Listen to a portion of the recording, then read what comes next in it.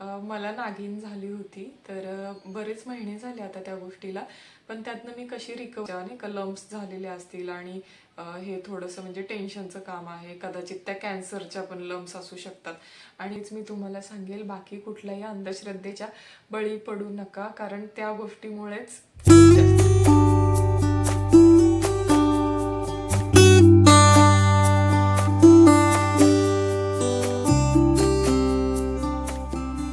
नमस्कार, स्वागत आहे तुमचं नवीन व्हिडिओमध्ये. आजचा व्हिडिओ खूप महत्त्वाचा आहे. ॲक्च्युली मला आहे ना हा बऱ्याच महिन्यांपासून तुमच्यासोबत शेअर करायचं होतं, पण ते राहून गेलं. म्हटलं आता वर्ष संपतायचं आहे, तर 2025चं असं मी एक रिकॅप करत होते डोक्यामध्ये. त्यावेळेस माझ्या लक्षात आलं, अरे हा एवढा महत्त्वाचा टॉपिक आहे जो की मी सांगितलाच नाही, आणि हा खूप इम्पॉर्टंट ठरू शकतो, म्हणजे नॉलेजेबल आहे हा व्हिडिओ. आणि तुम्हाला थंबनेलवरून तर समजलंच असणार आहे की मला नागिन झाली होती. तर बरेच महिने झाले आता त्या गोष्टीला. पण त्यातनं मी कशी रिकवर झाले वगैरे, या म्हणजे मी काय ट्रीटमेंट घेतली, श्रद्धा अंधश्रद्धा, या सगळ्या विषयांवरती ना मी आजच्या व्हिडिओमध्ये बोलणार आहे. आणि आज अचानक मी का ठरवलं, मी ॲक्च्युली नव्हतं एवढा विचार केला की ठीक आहे राहू दे, होतेच म्हणजे काय असं खूप रेअर असा डिसीज नाही, होतं कोणाकोणाला नागिन. पण आहे ना, आत्ता रिसेंटली माझ्या ओळखीच्या एका व्यक्तीला मी झालेली पाहिली नागिन. आणि म्हणजे त्यांचं ट्रीटमेंटची पद्धत वगैरे ह्या गोष्टी, तर ते मला असं झालं की मी कुठल्या गोष्टींमधनं गेले. आणि ज्यावेळेस मलाही झाली होती ना, त्यावेळेस मी सुद्धा भरपूर काही काही व्हिडिओज वगैरे बघत होते. तर त्यामुळे मी समजू शकते जर, आणि कदाचित तुम्हालाही नागिन झालेली असणार आहे, म्हणून तुम्ही हा व्हिडिओ म्हणजे तुमच्यापर्यंत पोहोचलेला असेल. कारण आपण सर्च करतच असतो, सगळ्यात पहिला आपण गुगल आणि यूट्यूबकडेच जातो. तर त्यासाठी हा इन्फॉर्मेटिव्ह व्हिडिओ आहे. तर चला मग जास्त लेट नाही करत, मी व्हिडिओला सुरू करते. तर मला नागिन कधी झाली होती, म्हणजे ती सुरुवात कशी झाली मी ते सांगते. तर आहे ना, 2025चा गुढीपाडवा, जो की रविवारी होता. 31 मार्चला, 30 मार्चला होता माझ्या मते, हो 30 मार्चला गुढीपाडवा होता. आणि त्या दिवशी ना घरामध्ये मी सेलिब्रेशन वगैरे केलं, आम्ही गुढी वगैरे उभारली, सगळं नैवेद्य सगळं झालं. आणि मी साडी घातली होती, बऱ्याच दिवसांनी मी साडी घातली होती तेव्हा. आणि ना संध्याकाळी ना साधारण 5च्या दरम्यान आहे ना, मी ह्यांना म्हणलं, अहो माहीत नाही का, माझ्या ना छातीत इथे खूप जास्त असं दुखतंय. तर ते मला म्हणले, मे बी तू खूप दिवसांनी साडी घातली, ब्लाऊज टाईट वगैरे होता का. तर मलाही तेच असं वाटलं की मे बी ब्लाऊजमुळे सवय नाही राहिली ना, म्हणजे आफ्टर डिलिव्हरी असं टाईट कपडे वगैरे घालायची तेवढी हॅबिट नाही राहत बॉडीला. तर मीही इग्नोर केलं त्या दिवशी, म्हटलं त्याच्यामुळेच दुखत असेल. आणि त्याच्यानंतर नाही ना, पुढचे 2 दिवस म्हणजे सोमवार आणि मंगळवार ह्यांना ऑफिसच्या कामानिमित्त बाहेर जायचं होतं. तर ते काही घरी नसणार होते. तर त्याच्यामुळे ते गेले दुसऱ्या दिवशी. आणि ना माझं छातीतलं जे दुखणं आहे, म्हणजे उजव्या साईडची जी छाती ना, ती थोडी जास्त दुखायला लागली. तर मला काय असं वाटलं की 2 ते 3 महिन्यापूर्वीच मी शूटचं हे ब्रेस्ट फिडिंग जे आहे ना, ते स्टॉप केलेलं होतं. तर मला ते टेन्शन यायला लागलं की काही दुधाच्या गाठी वगैरे झाल्यात का. तशी तर मी सगळी काळजी घेतली होती स्टार्टिंगला, जे काही म्हणजे मोठ्यांनी घरच्या सांगितलं होतं त्या पद्धतीने. पण ते खूपच जास्त दुखत होतं मला. आणि मग मी एक चूक केली की मी गुगलवरती सर्च करायला सुरुवात केली की असं असं दुखतंय ब्रेस्टमध्ये, तर काय रिझन्स असू शकतात वगैरे. आणि तुम्हाला माहितीच आहे की म्हणजे एखाद्या छोट्या गोष्टीचं सुद्धा गुगल म्हणजे किती, म्हणजे ते ॲक्च्युली त्याच्याजवळची इन्फॉर्मेशन देत असतं. ती घेणं न घेणं हे आपल्यावरती असतं टोटली. तर आलं त्याच्यामध्ये की तुम्ही रिसेंटली जर ब्रेस्ट फिडिंग स्टॉप केलेलं असेल, तर कदाचित तुमच्या नाही का लम्प्स झालेले असतील, आणि हे थोडंसं म्हणजे टेन्शनचं काम आहे, कदाचित त्या कॅन्सरच्या पण लम्प्स असू शकतात. आणि मला आहे ना इथे स्पेशली लिटरली असं जाणवत होतं की असं ना कडक लागतंय. मग मी मम्मीला फोनवर सांगितलं वगैरे. तर मम्मी मला म्हणली, एक काम कर, आंघोळ करताना ना गरम पाण्याने शेक जरा, आणि थोडं साबणाचा हात असेल तर त्यावेळेस चोळ थोडंसं, नाही का, वाटेल तुला रिलॅक्स. मग मी केलं तसं, कारण ब्रेस्ट फिडिंग स्टॉप केलं होतं त्यावेळेस पण मी आंघोळ करताना रोज त्या पद्धतीने मसाज वगैरे करायचे. आणि मग सोमवार झाला, दुखणं वाढायला लागलं. त्यानंतर ना मंगळवार, हे घरी नव्हते तेव्हाही, हे मंगळवारी लेट आले होते थोडेसे घरी. आणि ते दुखणं माझं खूप जास्त वाढायला लागलं आणि मी खूप जास्त टेन्शनमध्ये. आणि मग मी ठरवलं आपण ना डॉक्टरकडे गेलं पाहिजे दुसऱ्या दिवशी. म्हणलं आता मंगळवारी हे येतील, मग आपण बुधवारी जाऊयात डॉक्टरकडे. तर नंतर नाही ना माझं म्हणजे जिथे मला छातीत आहे ना फ्रंट साईडला दुखत होतं ना, बॅक साईडला पण मला ना एक्झॅक्ट तिथेच दुखायला लागलं. म्हणजे जिथनं आपल्या हाताची मुवमेंट होती ना त्या साईडला एक्झॅक्ट सेम, म्हणजे इथे दुखत होतं तर एक्झॅक्ट असं वाटत होतं आर पार असं एक्झॅक्ट त्याच लोकेशनला मला ते दुखत होतं पाठीमध्ये. असं ना म्हणजे कसं सांगू, खूप असं काम केल्यावरती अवघडल्यावर वगैरे कशी दुखल एखादी जागा, त्या पद्धतीने दुखत होतं. आणि मग आहे ना हे ॲक्च्युली हे मंगळवारी नाही बुधवारी आले, कारण आम्ही गुरुवारी बाहेर पडलेलो. बुधवारचा दिवस पण बुधवारी ते आले, ऑफिसला वगैरे गेले त्यांच्या. आणि त्यांना आहे ना मी लेट नाईट म्हटलं की मला ना खूप भयानक दुखतंय, एक काम करूयात आपण आहे ना गायनेककडं जाऊयात उद्या, कारण गुरुवारचं आहे ना आमच्या इथे लहान मुलांचं लसीकरण असतं, तर शुभला पण आहे ना मला वॅक्सिन द्यायचं होतं. तर त्याच्यामुळे ते गुरुवारचंच होतं, तर त्याच्यामुळे मला आत्ता ते आठवलं की हो आम्ही गुरुवारी बाहेर पडलो होतो. तर ह्यांना म्हणलं एक काम करू, आपण शुभला वॅक्सिन देऊयात आणि त्याच्यानंतर मग आपण गायनेककडं जाऊयात. हे आमचं फायनल झालं. आणि मी शुभला रेडी केलं, आंघोळ वगैरे घालून, आणि मी आंघोळ करून आले. आणि ह्यांना मी सहज म्हणलं माझ्या पाठीला बघावं, असं मला ना खूप वेगळं असं काही दिसतंय का तुम्हाला तिथं. आदल्या दिवशी रात्री ना, हा मंगळवारचं हे सांगायचं राहिलं माझं, मंगळवारी रात्री ज्यावेळेस ते आले ना तर माझा खांदा मागची बाजू एवढी दुखत होती ना, मी त्यांना म्हणलं मला चोळून द्यावं, बहुतेक अवघडले वगैरे, तर चोळल्यावर मे बी रिलॅक्स वाटेल. तर तेव्हा मी त्यांना विचारलेलं पण काय असं दिसतंय का तुम्हाला सुजल्यासारखं वगैरे. तर ते मला म्हणले स्लाइटली तुझी उजवी बाजू ना सुजल्यासारखी दिसते, पण एवढं काय असं वाटत नाही. आणि ना मग दुसऱ्या दिवशी सकाळी ज्यावेळेस आम्ही निघत होतो, मी आंघोळ करून आले, त्यावेळेस मी त्यांना म्हणलं की पहा हो माझ्या पाठीवरती म्हणजे ना खूपच दुखतं, काय सूज आहे का काय. तर त्यावेळेस ते मला म्हणले की ना रेड रेड काहीतरी झालंय तुझ्या ह्याच्यावरती, असे ना दाणे दाणे आलेले. तर त्यांना म्हणलं फोटो काढून दाखवा मला. त्यांनी दाखवलं मला फोटो, मी तुम्हाला इथे वर शेअर करेल ज्या दिवशी मी गेले ना डॉक्टरकडे, त्या दिवशी ते कसे फोटो दिसत होते. तर माहीत नाही का ते बघता क्षणी ना मला असं हे झालं की अरे हे काहीतरी वेगळं आहे. आणि मग मी माझं फ्रंटला पाहिलं तर अगदी थोडेसे दाणे होते, पण मागच्या साईडला ना असे पाण्यासारखे थेंब आलेले होते. आणि म्हणजे असं नाही का पस भरल्यासारखं असं होते ते पिंपल टाईप. आणि मग पुढच्या साईडला पण अगदी थोडेसे आलेले होते. तर मग मी ह्यांना काय म्हणलं की आपण गायनॅककडं नको, हे काहीतरी स्किनचा इश्यू झालेला वाटतंय, तर आपण ना एखाद्या स्किनच्या डॉक्टरकडे जाऊयात.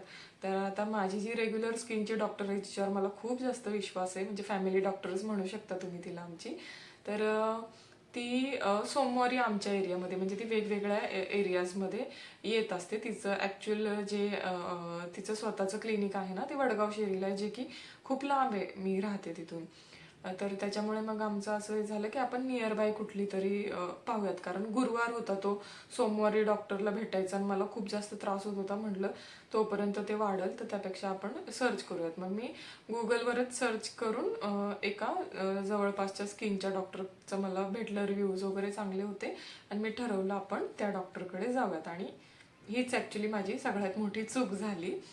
त्या डॉक्टरकडे गेलो आम्ही, आणि त्या डॉक्टरनी मला चेक केलं, तर ती मला काय बरं म्हणली, हे व्हायरल आहे, ह्याला व्हायरल म्हणतात. तर आतनं कुठंतरी मला असं वाटत होतं की हे नागिन तर नाहीये, म्हणजे माहित नाही का कधी असं एवढं जवळनं पाहिलं पण नव्हतं कोणी नागिनचं पेशंट. माझ्या मामाच्या मुलाला झालेली, पण त्यावेळेस मी अगदी दुसरी तिसरीत असेल, पण माहित नाही का माझ्या डोक्यात त्यावेळेस तसं झालं. तर मी विचारलं पर्टिक्युलरली डॉक्टरला.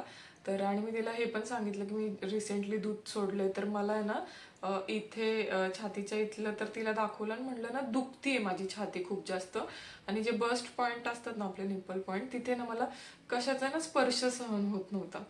तर तिने मला चेक वगैरे केलं आणि तिने मला अजून घाबरवलं, की म्हणाली की मी तुला क्रीम आणि काही गोळ्या वगैरे देते, एक लोशन पण देते, ते तू जिथं तुला जे असे ते आलेत ना डाग, तर त्याच्यावरती तू ते लाव, फोड आलेत त्या जागेवर, आणि गोळ्या दिल्या 2 टायमाची वगैरे गोळी होती. पण म्हणली तू गायनॅककडं पण जाऊन ये, कारण तू रिसेंटली हे सोडलेलं आहे दूध, तर कदाचित ते थोडंसं नाही का टेन्शनचं पण गोष्ट असू शकते. मी अजून जास्त घाबरले. पण मग म्हणलं नको, डोकं पॉझिटिव्ह ठेवूयात आपण, आणि तुम्हाला माहिती आहे म्हणजे केवढी भीती वाटते अशा काही गोष्टी कोणी डोक्यामध्ये टाकल्या तर. घरी आले, गोळ्या वगैरे खाल्ल्या, जेवले, आणि ती गोळी खाल्ली ना त्याच्या एक अर्ध्या तासाने मला एवढी भयानक झोप यायला लागली ना, यांना म्हटलं माझे ना डोळे बंद होतात, मी झोपते. त्यांना म्हणलं प्लीज तुम्ही शुभला बघा, कारण तो ॲक्टिव्ह होता एकदम, त्याला काही झोप वगैरे आलेली नव्हती. आणि मी अशी भयानक झोपले ना, मी साधारण आहे ना 1-2:30 वाजता वगैरे झोपले असेल. 6 वाजले तरी मला आहे ना असं डोळ्यांवर माझ्या झोपच होती. माझ्या ना असे डोळे उघडतच नव्हते. रात्रीचं जेवण पण ह्यांनी मग बाहेरनंच मागवलं, कारण मी त्या कंडिशनमध्येच नव्हते जेवण वगैरे बनवण्याच्या. त्यानंतर ना रात्री पण जेवले आणि गोळी खाल्ली तेव्हा पण तसंच. आणि मध्यरात्री उठून मला एवढं जास्त असं ना टोचायला लागलं, मला अंगावरचा ना कपडा सुद्धा सहन होईना असं झालं मला. आणि त्या गोळीने नुसतीच झोप येते. मग हे मला काय म्हणले की एक काम करू आपण आहे ना, तुझ्या मम्मीकडं मी तुला सोडतो, कारण एवढी झोप येते, बाळाकडं पण दुर्लक्ष होतंय आणि रोज रोज तर ऑफिसला सुट्टी नाही घेऊ शकत. म्हणून मग आमचं ठरलं की ठीक आहे जाऊयात. आणि तोपर्यंत आम्हाला समजलेलं, नेटवर वगैरे सर्च केल्यावर मम्मीला फोटो काढून पाठवला. मम्मी पण म्हणली नागिन झाली वगैरे. आणि मग माझ्या सासूबाईंना पण सांगितलं. तर मग तेवढंच समजलं की त्यांच्या शाळेमध्ये पण आहे ना सिक्युरिटी गार्ड होता त्यांचा, त्यांनाही झालं होतं, नागिन झाली होती. तर त्यांनी कुठलं आयुर्वेदिक औषध वगैरे खाल्लेलं आणि त्यानंतरनं त्यांचं ते थोडं म्हणजे फरक पडला होता, एक 15-20 दिवसांनंतरनं त्यांना. तर सासूबाई म्हणल्या जर तिकडं कुठं फरक नाही पडला, आयुर्वेदिक डॉक्टर बघ तू वगैरे, ह्याच्यावरती नाही का ॲलोपॅथीच्या डॉक्टरचा काही फरक नाही पडत, मंत्र टाकावे लागतात वगैरे, हे आईंनी पण सांगितलं. इवन माझ्या मम्मीनी पण, ते दीदीचे सासरे म्हणाले की कोण त्यांच्या ओळखीचं आहे, ते राहत होते तिथे, एक काकू आहेत, त्या मंत्र टाकतात म्हणून नागिन झाल्यानंतरनं. तर म्हणलं चला आपण औषधं गोळ्या खातोयच तर आपण ह्याही गोष्टी करूयात, वाया तर काही जाणारच नाही. कारण ज्या आईंच्या ओळखीच्या ज्या व्यक्तीला झाली होती ना, त्यांनी मला एवढं घाबरवलं. माझ्यासोबत पण ते फोनवर बोलले, ते म्हणले 1-8 दिवसाच्या आतमध्ये हे नीट झाली पाहिजे, विळखा पडला तर नाही का जीवावर बेतू शकतो वगैरे. आणि असं तर म्हणल्यावर ना मला पहिला माझा शुभ दिसला डोळ्यासमोर. म्हणजे तुम्ही एक मदर असाल तर नक्कीच तुम्ही रिलेट करू शकता की आपल्याला आपल्या जीवाला काय होणार आहे त्याच्यापेक्षा आपल्याशिवाय आपलं लेकरू कसं जगेल ह्या विचाराने किती जास्त त्रास होतो. मग त्याच्यामुळे आम्ही म्हणजे ह्यांनी मला ना मम्मीकडे सोडवलं आणि मग तिथे त्या ज्या काकू होत्या ना, ज्या मंत्र वगैरे टाकायचं, त्यांच्याकडे गेलो आम्ही. त्यांनी ते मंत्र टाकलं, मला तुळशीचं वगैरे आणखीन काय काय टाकून एक पाणी होतं प्यायला ते दिलं, आणखीन एक पुडीत बांधून औषध दिलं पिण्यासाठी. आणि त्यांनी काय सांगितलं की गेरूचा जो लेप आहे ना, गेरू म्हणजे काऊ जी असते, त्याच्यात पण काहीतरी टाकून त्यांनी मिक्स करून असं ते दिलं होतं. आणि ते गाईच्या दुधात मिक्स करून लावायचं असं मला सांगितलेलं. आणि जे हे दिलं होतं मला पुडीत कसलं औषध, ते सांगितलेलं गाईच्या दुधातनं प्यायचं, नॉनव्हेज नाही खायचं, अंडी नाही खायची वगैरे, भरपूर काय काय, तिखट वगैरे तेलकट, खूप सारे रिस्ट्रिक्शन्स सांगितले होते. आणि म्हटलं ठीक आहे फॉलो करूयात आपण. आणि मग त्या दिवशी मी मम्मीच्या घरी राहिले आणि मग दीदीकडे गेलो आम्ही दुसऱ्या दिवशी, कारण दीदी तिथेच जवळ राहते. ती म्हणली ये तू माझ्याकडे ये, कारण नाही का असं तिला पण बेचैन झालं होतं की हिला नागिन झाली वगैरे ह्या सगळ्या गोष्टी मी. आणि मी जे ते आयुर्वेदिक औषध त्यांनी दिलं ना, त्यांनी सांगितलेलं आता डॉक्टरच्या गोळ्या वगैरे काय खाऊ नको, ह्याच्यानेच तुला बरं वाटेल. आणि ॲक्च्युली ज्यावेळेस ते गेरूचा लेप लावला ना, तर खूप थंड पडलं आणि मला ना असं आराम पडल्यासारखं, असं आवळून धरल्यासारखं झालं. आणि मला पण त्याचं फील झालं की हां आता हे आपलं बरं व्हायला लागले. तर मी त्याच माइंडसेटमध्ये होते. आणि मग मी काय रात्रीच्या गोळ्या खाल्ल्या नाही. आणि मला माझे जीजू म्हणले की औषधं खातीयस ना तू? म्हणलं नाही, त्यांनी सांगितलं मला की तुम्ही औषधं नाही खायची म्हणून. तर ते मला म्हणले नाही औषध बंद नको करू, औषध चालू ठेव, हे पण असू दे एक साईडला आणि ट्रीटमेंट पण. तर मग ते असं बोलल्यानंतर ना मला पण मग थोडंसं असंही झालं की अरे मी नीट होणार आहे की नाही, नाही का, म्हणजे कोणच शुअर नाही आहे ह्या बाबतीमध्ये. आणि ते वेदना म्हणजे वाढतच होत्या. मग तो सॅटर्डेचा दिवस होता, फ्रायडेला मंत्र वगैरे टाकले होते आणि त्यांनी मंगळवारी मला परत बोलवलं होतं. आणि मग संडेला आहे ना सगळेजण नाही का असे आम्ही घरातले म्हणले की माझा मूड फ्रेश करायचा म्हणून सिंहगडावर जाऊयात आपण. तर आम्ही सिंहगडावर वगैरे फिरून आलो. आणि त्यानंतर ना आल्यावरती मी चेंज करत होते आणि तेव्हा दीदीला म्हणलं दीदी ते क्रीम लाव गं, डॉक्टरनी दिलेली त्याच्यावर. तर ती क्रीम लावायला गेली तर तिने पाहिलं जे अगोदर फोड आले होते ना त्याच्या खाली आणखीन एक लांब पट्टा उठला होता. आणि जे तिने मला सांगितल्यावरती मी आणखीनच घाबरली की अरे हे तर वाढायला लागलंय, कशानेच स्टॉप होत नाही वगैरे. आणि तो रविवारचा दिवस होता. मग मी ह्यांना, हे पण आलेले होते, सॅटर्डे संडे सुट्टी असती तर मग ते पण आलेले होते तिकडे मम्मीच्या घरी. मग मी ह्यांना म्हणलं मी तुमच्यासोबत येते, आपण माझी जी नेहमीची डॉक्टर आहे, डॉक्टर रितू चोबे नाव आहे त्या डॉक्टरचं. माझ्या ऑफिसमधल्या एका कलिगनी मला एक 6-7 वर्षापूर्वी तिचा कॉन्टॅक्ट सांगितलेला, कारण मला ना फंगल इन्फेक्शन झालं होतं आणि म्हणजे आमच्या पूर्ण फॅमिलीलाच झालं होतं आणि जे की कशानेच जात नव्हतं, पण तिच्याकडे ते नीट झालं. तर तेव्हापासून ना तिच्यावर एवढा विश्वास बसलेला की फॅमिलीत काय माझे कस्टमर पण होते ना दुकानातले, कुणाला जरी काही स्किनचा इश्यू असेल ना, मी ती डॉक्टर रेकमेंड करायची. फक्त विषय असा होता की ती सोमवारचीच आमच्या इथं म्हणजे भोसरीच्या हॉस्पिटलमध्ये काय येत असते, तर त्याच्यामुळे हे एवढं. आणि मला गुरुवारपासनं वगैरे आम्ही दवाखान्यात गेलो होतो, तर त्यामुळे मग आता सोमवार उजाडला होता. मग मी गेले तिच्याकडे. मी एकटीच गेले होते त्यावेळेस, कारण ह्यांना यायला जमणार नव्हतं ऑफिसमधून. तर मग तिने पहिल्या क्षणी इथे ना मला छातीच्या इथले पण दाणे मोठे झालते आणि मागे पण. तर तिने मला विचारलं काय झाले, तर मी तिला आपलं टॉपचं जे बटन होतं शर्टचं माझ्या ते खोलून दाखवलं इथे. तर तिने पाहता क्षणी म्हणजे तिचे जे वर्ड्स होते ना, बापरे नागिन झाली तुला, अशी म्हणजे याच ह्याच्यामध्ये ती म्हणजे ती डॉक्टर असून तिने नागिन हा वर्ड वापरला. जनरली कोणते डॉक्टर वापरत नाही. आणि मी काही सांगायच्या आधीच तीच स्वतःहून म्हणली बॅक साईडला पण असेल तुला, मागे फिर मागे फिर, मागचं दाखव. मग मी तिला दाखवलं. मी मला म्हणली कसं सहन करतेस तू, दुखत असणार तुला, टोचतंय का असं, म्हणजे हे तिचं रिॲक्शन होतं. तर त्यावेळेस मला असं झालं की हा कोणीतरी समजलं की मला काय वेदना होत आहेत. कारण मी तुम्हाला सांगते वर फक्त ते दाणे दिसतात आणि सगळ्यांना म्हणजे माझी दीदी मम्मी क्रीम लावताना अशी हळूच लावायची की दुखल, पण वेदना वरून होत नाही. वरून म्हणजे असं खाजवलं तरी काहीच नाही वाटणार.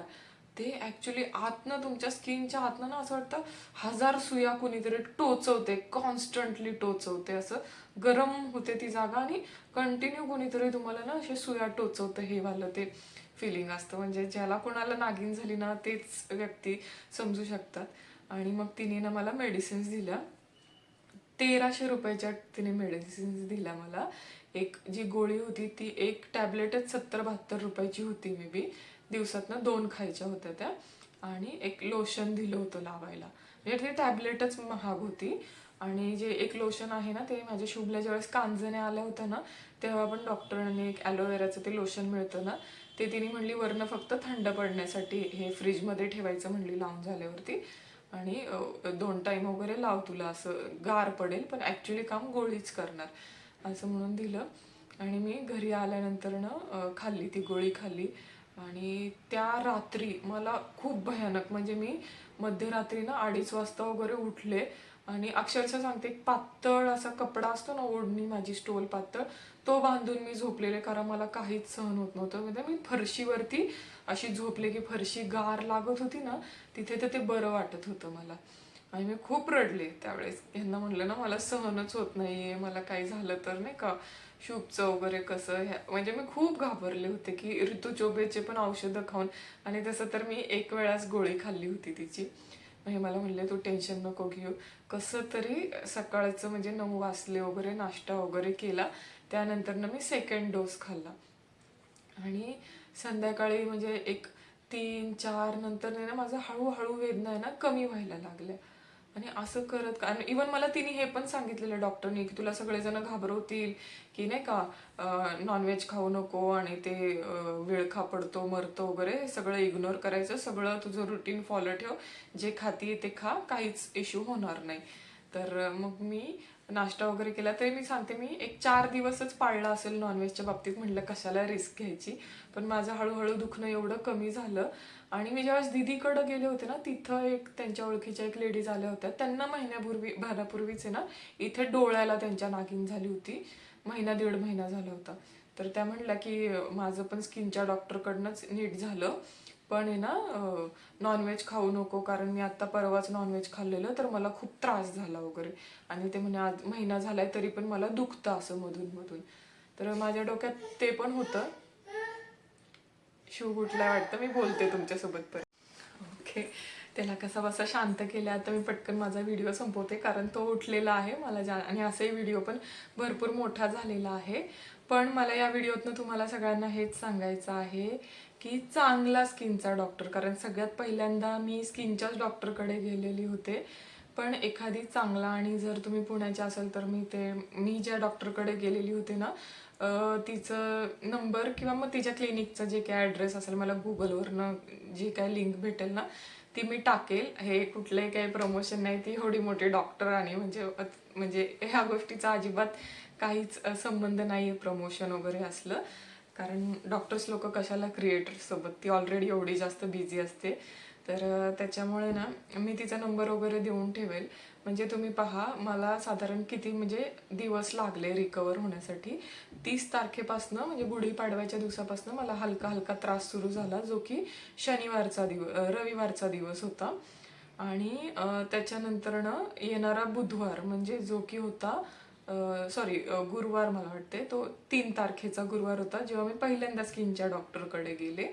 त्यानंतरनं शुक्रवारी मी गेले 4 तारखेला माझ्या मम्मीकडे, ते मंत्र वगैरे टाकले त्या गोष्टीसाठी.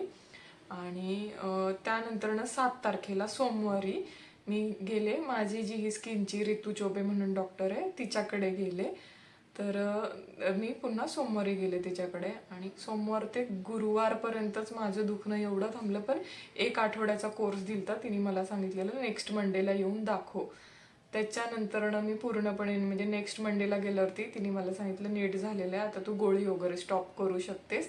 आणि त्याच्यावरचे जे डाग वगैरे आहेत मी तिला विचारले, कारण खूप डार्क दिसत होते. ती म्हणली मला की मी तुला क्रीम देऊ शकते, पण ते खूप एक्सपेन्सिव्हमध्ये जाईल, म्हणजे ट्रीटमेंट देऊ शकते त्याच्यावर. तुझं असे म्हणजे छातीवर आणि पाठीवर आहे, तर बघ जर तुला तरी पण ट्रीटमेंट घ्यायची असेल तर एक्सपेन्सिव्ह ट्रीटमेंट मी देऊ शकते.